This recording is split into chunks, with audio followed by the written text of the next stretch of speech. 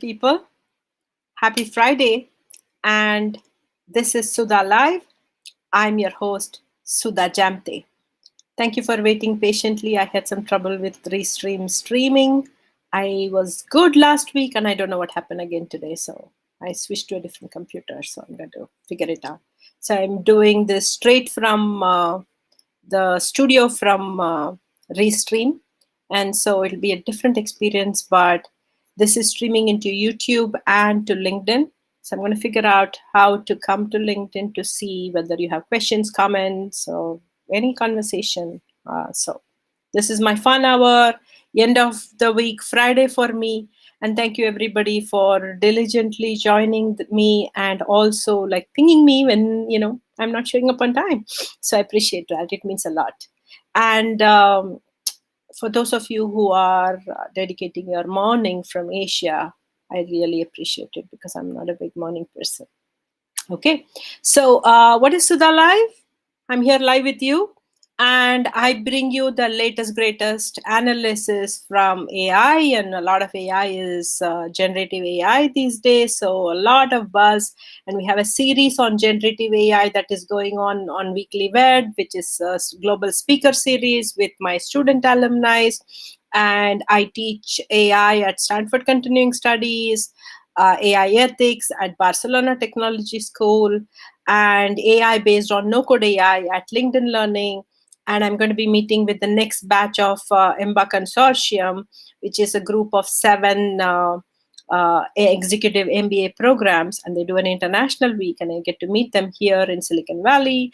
Amazing conversation, and my topic is generative AI for business. So these are all my variety of different students. So when I say students, somebody reminded me, it makes you feel like, students, young students. They're very young at heart, but they are professional adults, executives, leaders, product managers, all kinds of digital transformation leaders. So, and I'm very proud of my students. So you'll be seeing me bragging about them at the drop of a hat. Okay, so I'm going to bring you, usually I bring you an analysis from the AI space. So I will see whether we have time for it, because the other half of what I offer is about opportunities, call for papers and jobs and the like. So I have a lot of that this week. So typically I don't like just going over a list like that. And all the links that I'm promising here, I will share it in my Jamte newsletter. So bit.ly/Jamte newsletter, my last name and newsletter, one word. And you can see all the past archive, and you can go see this. And I believe this, since this is streaming onto YouTube, if you just follow my YouTube, there will be this recording plus the past archives of Sudha Live also as a playlist. Weekly Wed Global Series is also as a playlist available on my YouTube. So if that's easier, you don't want to get a newsletter, that's fine too. So somebody said here last week that they wanted resources for students. And Pariya Sarin is a college student who works with me and is one of the program chairs with me at Global South in AI, which is the nonprofit side of language model inclusion work that I do with Susanna Raj and Yash. And so I asked Pariya, and we built out a whole list. And so in the last Jamte newsletter, we had added a whole section on student resources.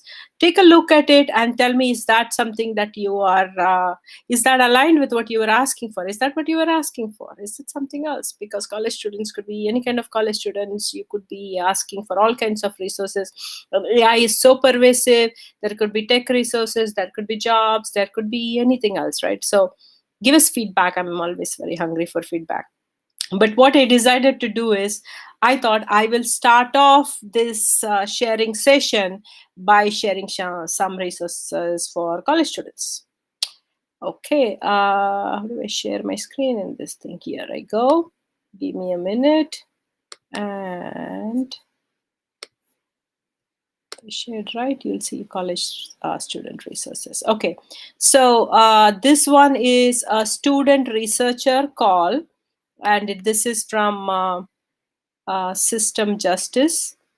And this looks like you could be anywhere but and remote, but it is a Europe opportunity. So, and this is for student researchers. And strong research and writing skills, presentation, understanding, but this is at the junction of social justice. So that is one. The other one is called GRIS. This is from Harvard University, and this is a beautiful one called Technoscience Between Trust and Ethics. I wish I could be attending this. And they have a call for proposal for the 2023 GRIS conference. And it will take place October 12 to 14 at Harvard Kennedy School. And it's open for all students. So hope you'll take a look and see if that's something that's interesting for you. You want to contribute. I just love the colorful graphics. I wonder if this graphics is AI generated. The way it is written looks like the way the colors pop at you, random different pictures put together. It definitely looks like a generated AI picture. So if you're there from GRIS, if you're one of the people involved in this site, talk to us, tell us if this is AI generated. I just think, whenever I see a picture, I like to see the ownership, copyright. I'm very big on writing, where that came from. And so even for generated AI, I would say the protocol should be that this was generated by this person from this tool. So if you see my book, Generative AI, a primer for product and business managers, it has all these colorful popping pictures, and they are generated by Robert Schwenkter. And I say that it is generated by Robert Schwenkter on such and such a prompt from this tool, Midjourney or Stable Diffusion or whatever. I like to say that. So I hope they'll do that here. Okay, so that's the student resource. I think I had one more student resource. Maybe I had another job. I have to check that. But if I find more, I'll be sure to put it out in the student, in the regular Jamte newsletter. And then the other thing that I'm very excited about is, I used to do this session saying congratulations to, 2 people, 3 people on something. And I started collecting that, and I put that in the newsletter too. But, it's more like inspiration, but this time I found that there's tons of people doing amazing things. So I have to give you a whole section on that. So here we go. Time to share our screen again. Ting, ting, ting, ting. Here we go. Okay. So congratulations to Chinasa Okolo. And she has started as at the Brookings Institute as a fellow in the Center for Technology Innovation, the CTI Center. The beauty, why this attracted me, is they are a PhD fellow, but they are in the Governance Studies program. And in this role, they plan to focus on AI governance and tech policy in emerging markets. And I'm working on Global South in AI, looking at language inclusion in Global South languages and indigenous languages too. And so when they said emerging markets, that was very interesting because tech policy has been one of the topics that I've been talking about. Specifically, they've said, I'll plan to extend my PhD research and continue to examine the implication of AI in the Global South. So Chinasa Okolo, congratulations. Dr. Chinasa Okolo, congratulations. And I would love to hear what you're working on and come talk to us. Maybe you can come talk to us at Weekly Wed, or you can come share your perspective here. Okay.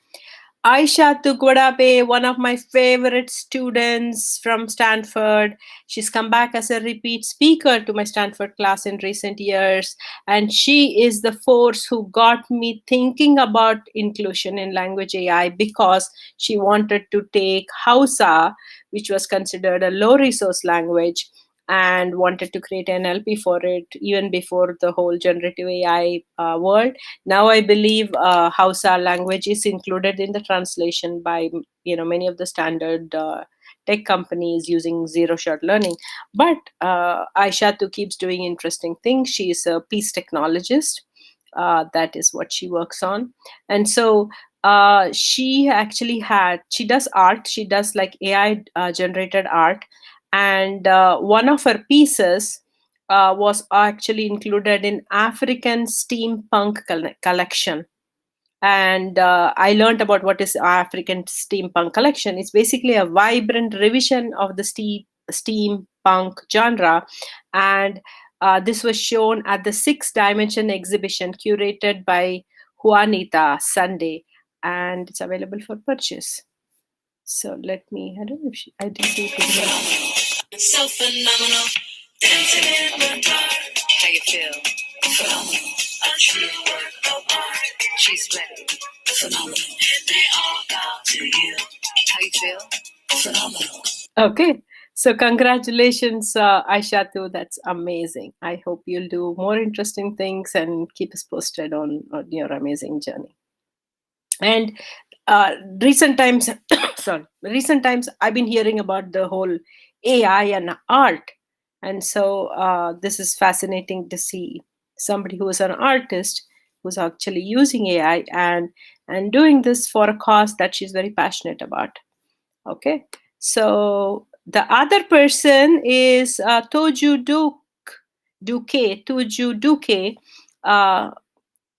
and her book is out. I've ordered it. I don't have it. Otherwise, I'll be actually showing the book to you. I can't wait to see it. I can't wait to read it. Building Responsible AI Algorithms. It's about, we've been talking about AI ethics for transparency, fairness, safety, privacy, and robustness. Those are the AI ethics principles. And Toju Duke has her book out. So, and is excited and has shared it, and I can't wait to read it. Congratulations, Toju. Again, I would love to have Toju back, back on Weekly Wed to come and talk about the book. Let's see if we can make that happen. Okay, I'm going to share this for a minute. I want to check, is there anybody else that I'm missing who's on my congratulations list, because I had quite a few. I remember. Again, I would love to have Toju back, back on Weekly Wed. You know where you're hearing this? This is from my LinkedIn. Okay. Sorry, guys, I'm talking to myself here. Since I went to that window, it's just reading out to me. Okay, I see actually a lot of people here. I see Tayaba Rahman saying about generative AI for process efficiencies, what organizations are focusing on that. Any comment on that? That's a fantastic question. I want you to hold that thought because it is aligned with something that I want to go over in this whole AI market analysis, what's happening. So your question is perfect timing. Thank you so much. Okay, David Lighton, thank you so much, because David had said when I did the last Sudha Live, David had said when I was talking about Global South in AI, and there is a call for abstract to understand how is generative AI being used in various countries, and I want to include various Global South countries, and I'm getting a lot of abstracts. We are seeing them, but I want to see more from the Far East. So David has added a comment saying VT has 2 generative AI think tanks every week. Oh, so we can crowdsource the knowledge. Fantastic. So David, I would love to collaborate with you. So thank you so much. Okay, somebody had commented that, when I'm sharing the screen, they can't see me. Yes, I know that because I'm using the Restream Studio. So either you see me like this or you share my screen, you see my window. So I just thought it's fine. It's okay if you don't see me when I'm sharing.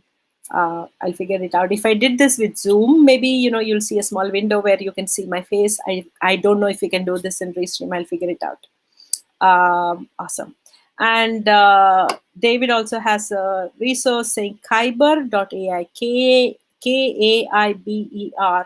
Kyber.ai is a great tool for art. Thank you so much, David. I would love to try that out, and I will share that with Aishatu too. Thank you so much. And here I'm actually going to tag Aishatu, so you know who that is. Because when you just see that in my screen, it's not, it's, it's not enough. You can't get the full spelling. We are talking about you and looking at your art. That's what I'm typing on my comment here. Looking at your art. Okay. So one of the things that I have learned is if you come across somebody, you hear a wonderful speaker, you hear about somebody doing amazing work, but then you don't know the right name spelling, then that becomes a problem because you miss out on a whole world that could open up because of that person. That could become your hiring manager in the future, or they might lead you to some knowledge that can take you someplace, and you miss out on it. And so Sudha Jamte, in my name, the J is not silent. And somebody might think that the J is silent and might refer to me as Amte. And then, you look for me without the J, you're not going to find me on the internet.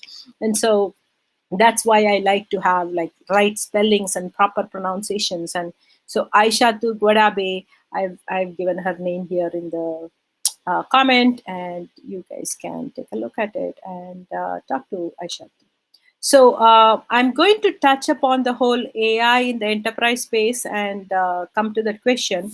But before that, I wanted to share one of the big things. I'm here in Silicon Valley. So one big announcement was from our governor. Our Governor Newsom signs an executive order to prepare California for the progress of AI. And then they actually start off the press release about it and saying AI, not just AI, they're talking about generative AI. And in the executive order, they basically say we want to deploy generative AI ethically and responsibly.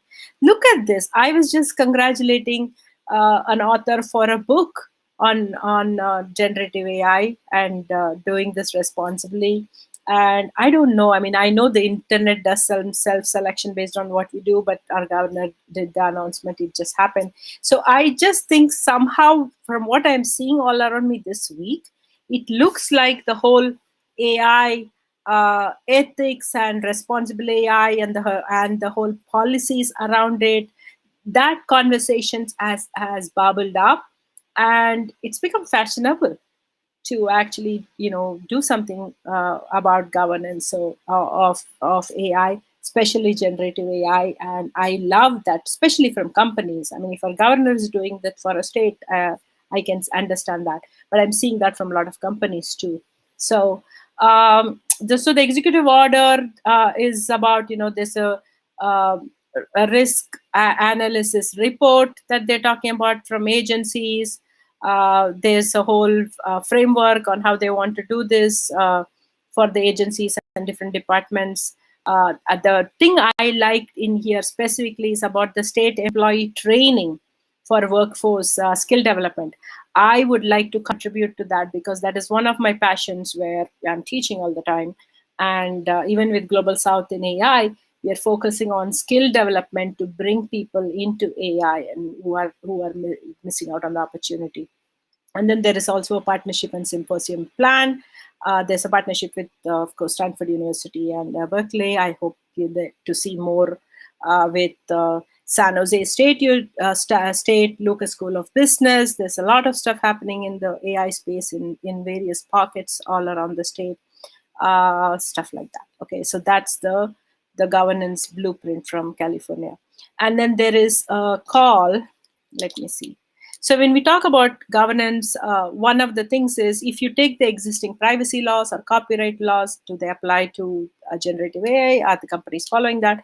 So the US Copyright Office has requested comments on AI and copyright. And I'm going to share this link in the comment, in the LinkedIn comment. Let me bring that to you. 1 second. Because that is something that I would recommend that you take some time, go do this because it's worth it. And Matt Harvey has shared this, and it came to me from Susanna Raj in my feed, but I believe it was shared by Matt Harvey. I'm trying to get to the LinkedIn window to find you guys. Where are you? Where are you? Okay, I see it here. Okay. Okay. This is from thanks to Matt Harvey.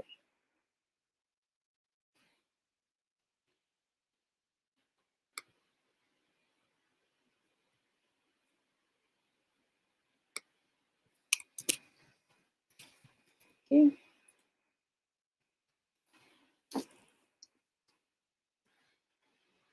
So take the time to go add a comment, because I saw something about how OpenAI has used the whole internet to train, to build the foundation models for GPT and the like, and they're claiming there's no copyright violation.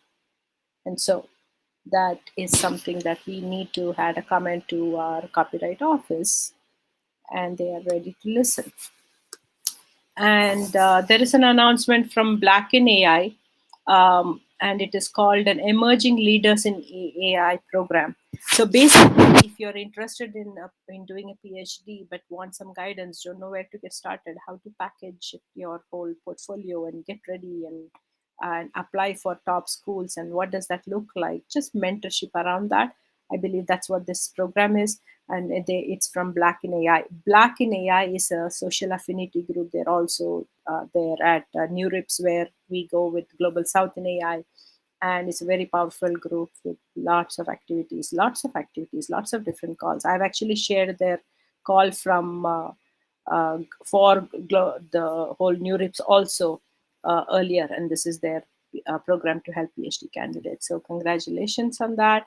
And Black in AI is on LinkedIn, so you can just even follow them directly on LinkedIn. Then there is another one, which is a call from Mozilla Technology.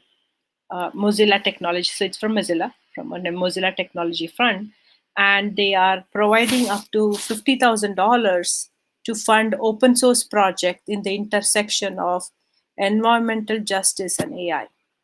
And Susanna Raj is involved in this, in AI for climate justice as another project. So she shared that with me. So I'm going to go back and see if I can share this screen with you. This is my screen where I see you. This is the Black in AI. And you can follow Black in AI directly. And they just have a simple Google form where they're collecting information, then follow up for PhD. And this is the Mozilla one.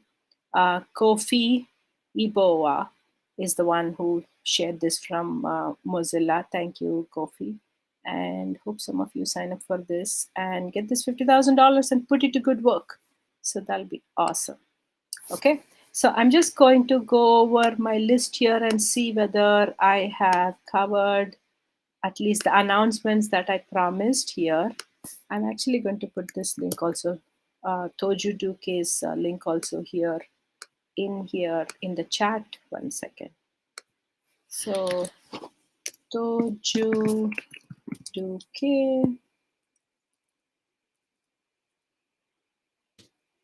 Okay.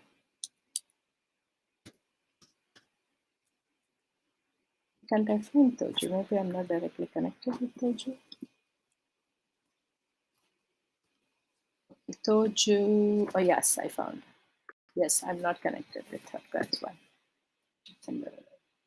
So I just shared her LinkedIn post where she gives details about this and her book. So you guys can take a look at that.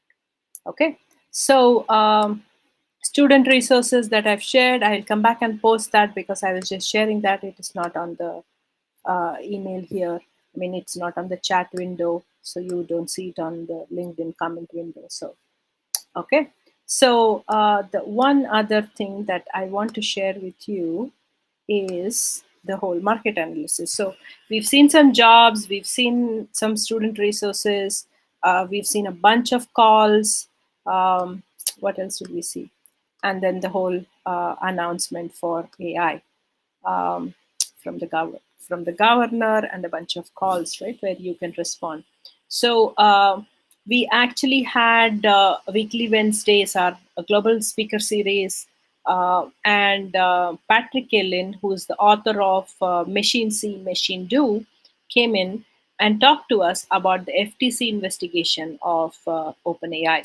It was very fascinating for me because it's not just the if you just say there is an investigation, some companies are going in front of Congress, or I got like a stupid cold that's not going away, guys. Sorry about that. So it's not just, companies are being investigated and you see that they come to Congress and they all say yes, we need regulation, but specifically in FTC is investigating.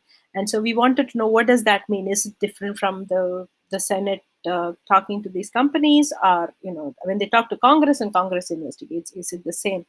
And because we don't have regulation for generative AI or AI at all, um, and there are these copyright violations, a lot more different things happening.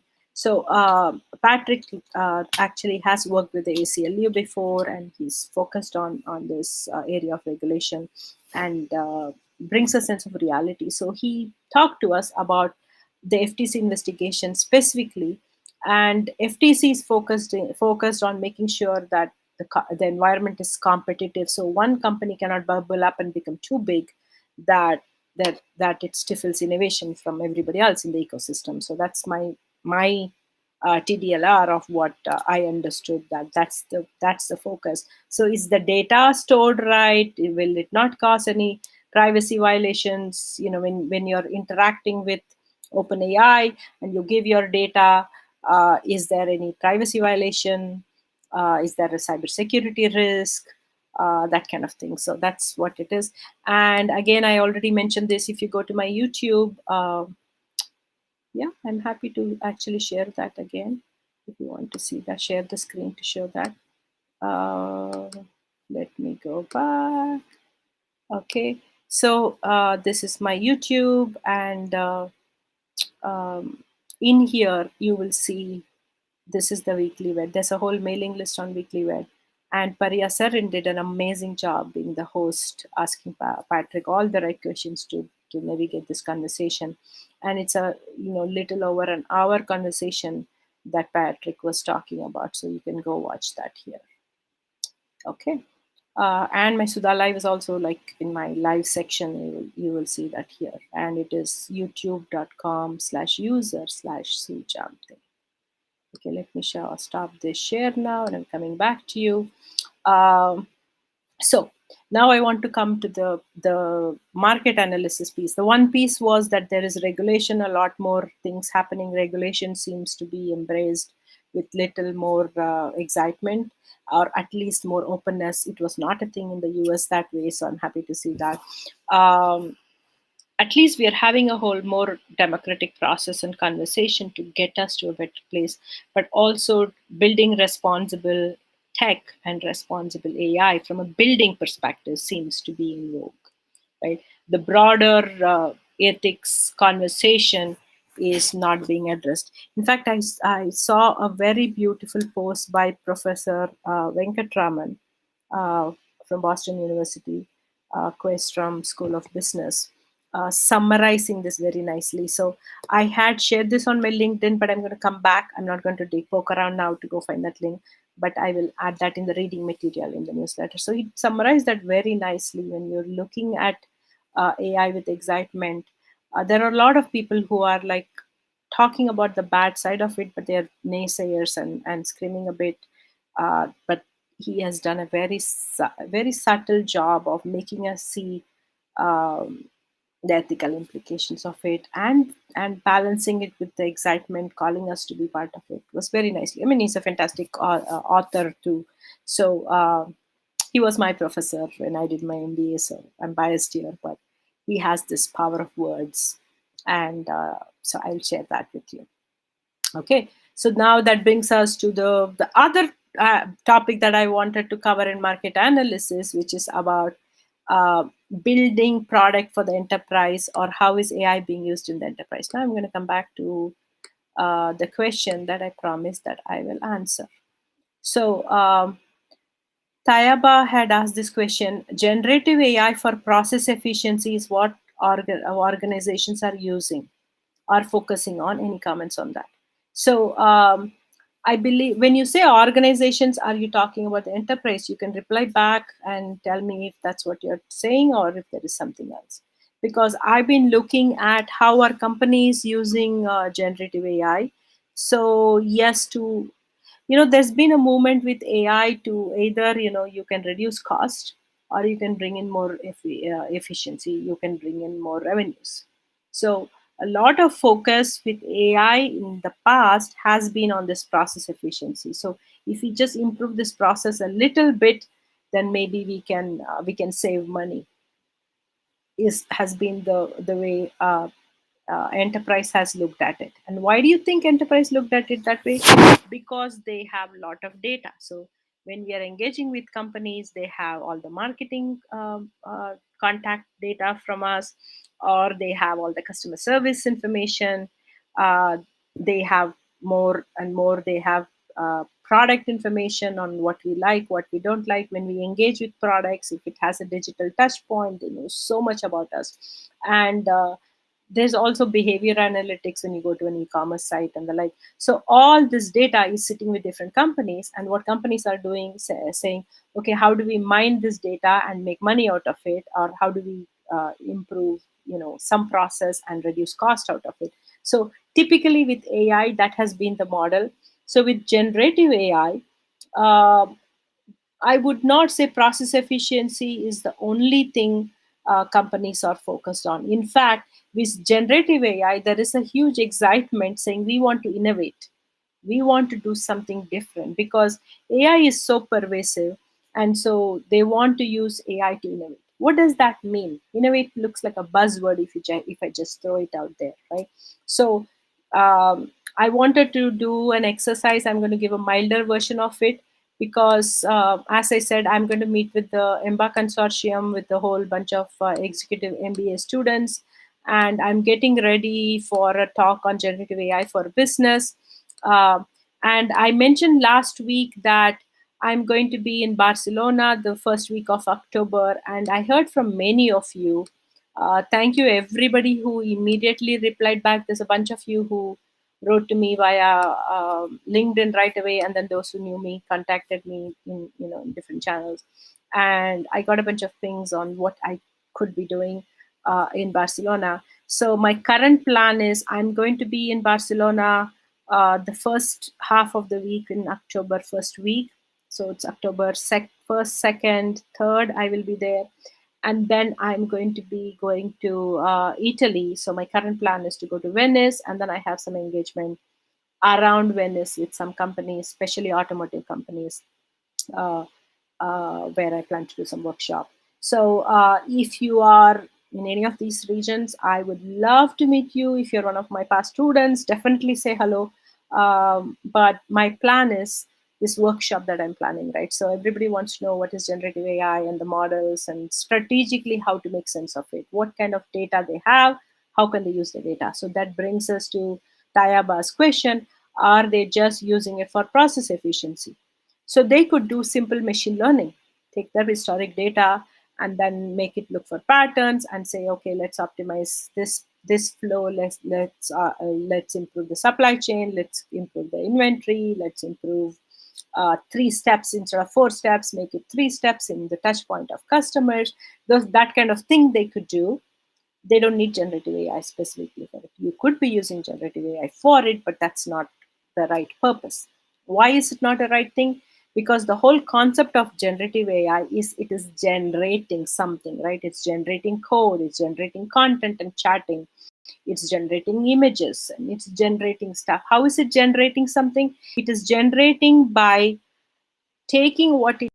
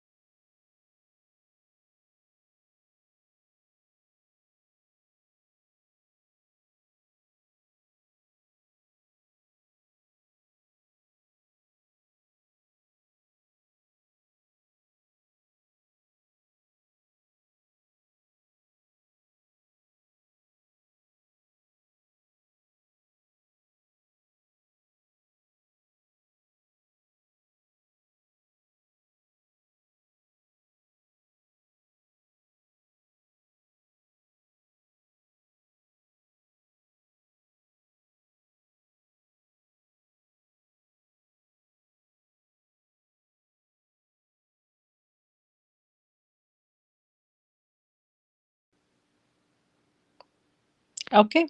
So I got disconnected, so I've come back again. So I just switched to a different device because that kind of didn't like me. So I was talking about enterprise and answering the question that it is not just process efficiency.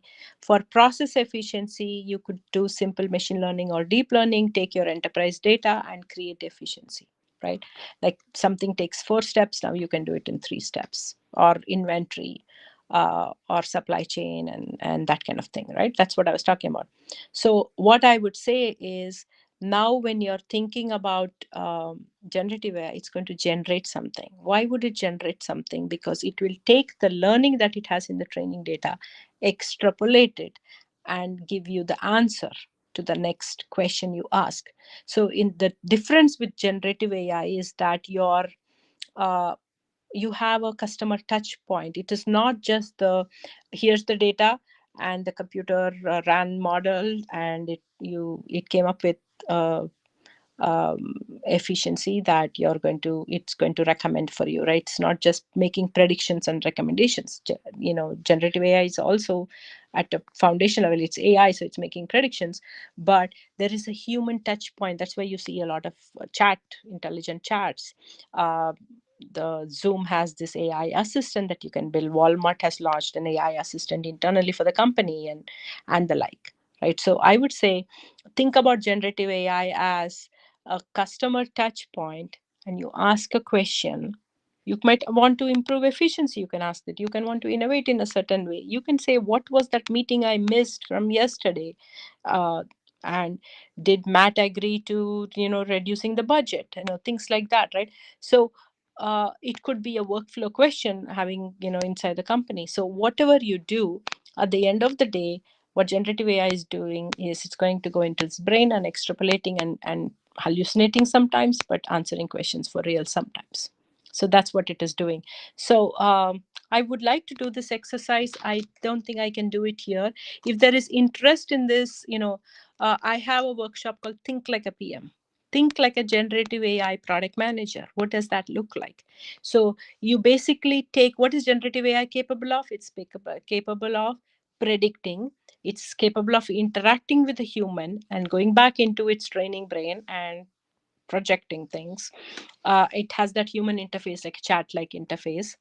And you take that on one spectrum, and then you say, okay, if you are looking at who is the customer that I want to build a product for, what are their problems potentially that I could be solving for, and then you build out a product feature set that does a mapping. So then you want to get the product market fit to arrive at a product. So I have a framework on that, but I would go into very practical examples. So for example, if you take this Zoom assistant, AI assistant that I mentioned that Zoom has launched, and many of you who are using Zoom, if you're using an enterprise version of Zoom, which is funded by your company, like in Stanford University is an enterprise customer, and we have a Zoom that applies to everybody, right?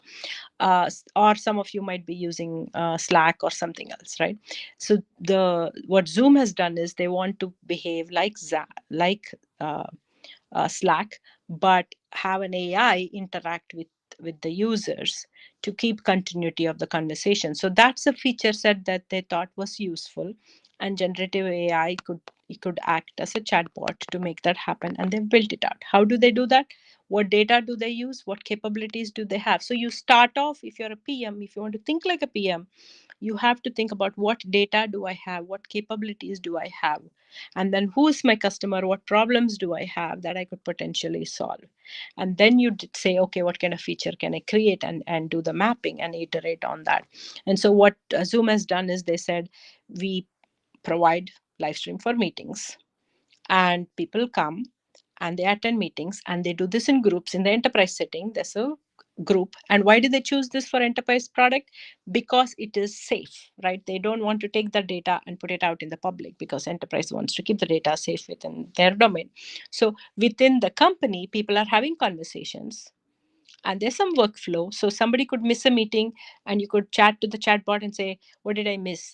So why is that a big thing, a feature they thought? Because one of the capability of ChatGPT or LLM models is it can give a text summarization, it can do Q&A. So if you take those things and you say, if it's going to give a text summarization, how will I use the text summarization for my customers?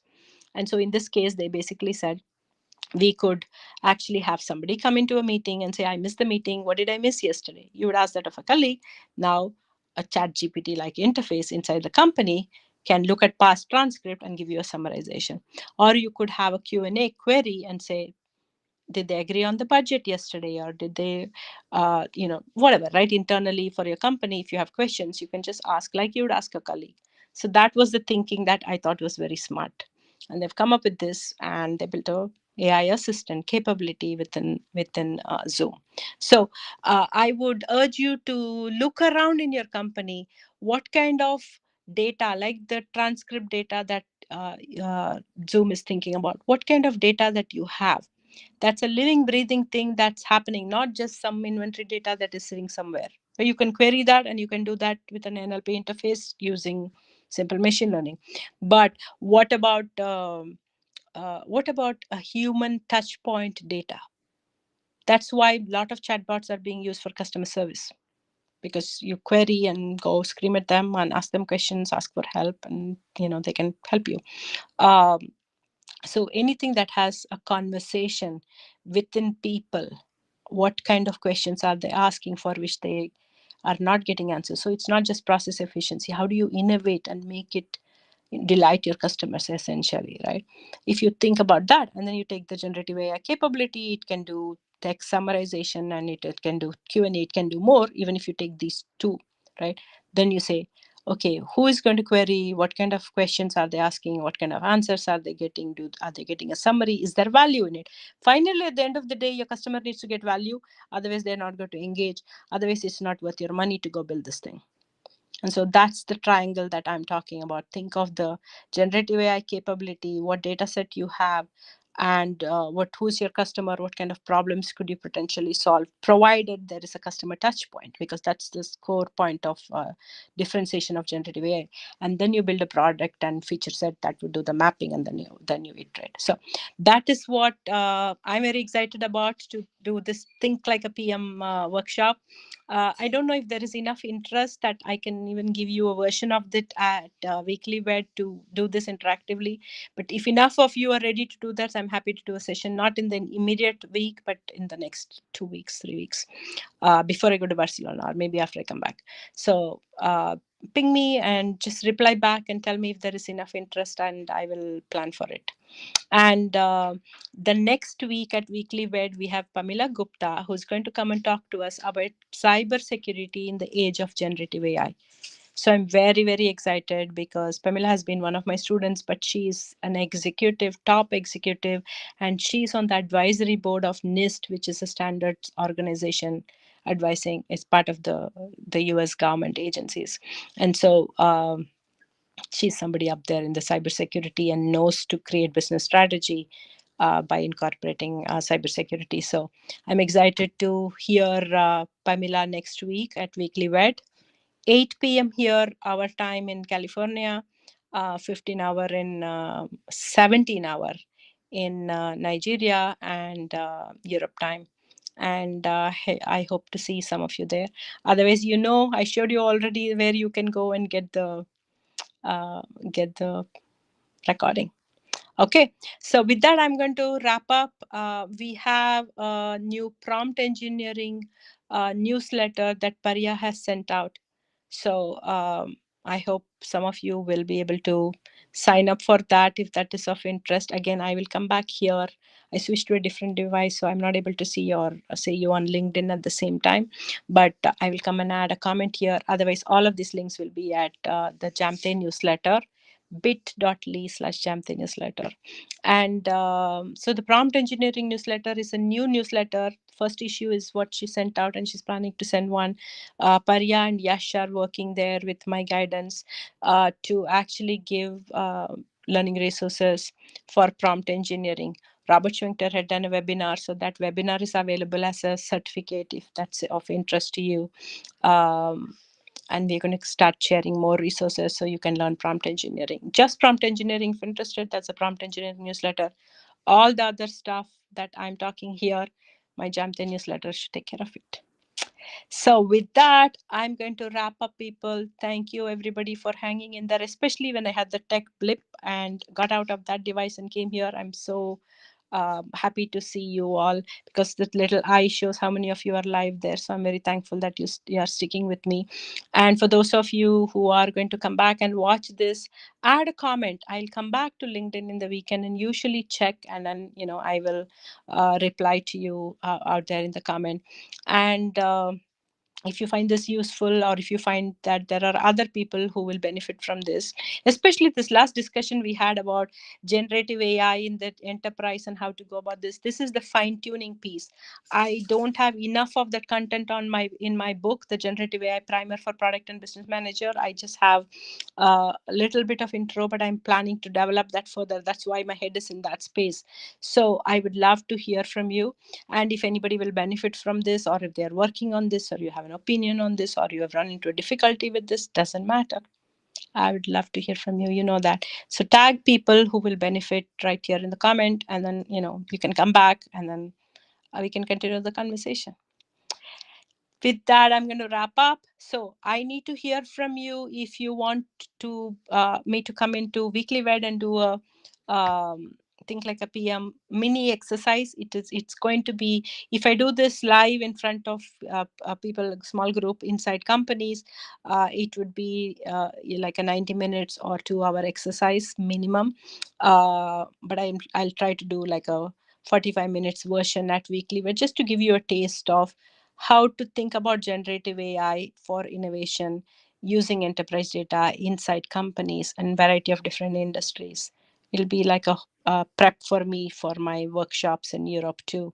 And I'm going to be presenting that in the broader generative AI for business topic at the IMBA Consortium at San Jose Lucas School of Business for the International Week also. So with that, let me wrap up and let you off into your weekends. And I will see you all at Weekly Wed on Wednesday, or back at Sudha Live on Sunday, or next Friday, or online here in the chat. And stay safe, and I will see you then. Bye bye.